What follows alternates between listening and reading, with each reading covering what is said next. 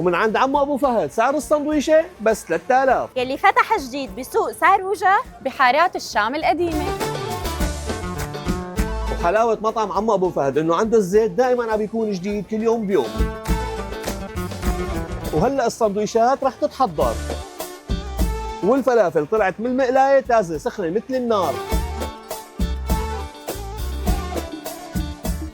واذا بدك تتدلل قل له يكتر لك مخلل. يا عيني على الخيار مع سندويشة الفلافل ما اطيبها. ولا تقول لي سندويشة فلافل من دون بندوره، انا بحبها مع البندوره. وهلا البقدونس وصارت السندويشه جاهزه. وبس ب 3000 رح تاخذوا سندويشة الفلافل سياحي او صاج. وهلا رح نحضر سندويشة البطاطا وسعرها رح يكون بس 6000.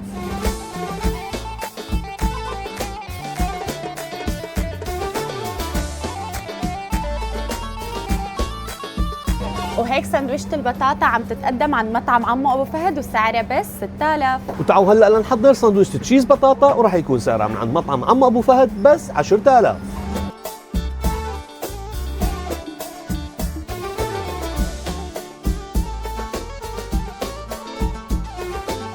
وهيك بتكون صارت سندويشة البطاطا تشيز جاهزة وسعرها بس 10000.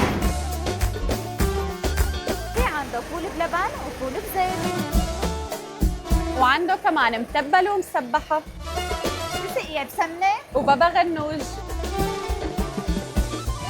ويا عيني على طشة السمنة على التسقية من عند مطعم عمو ابو فهد.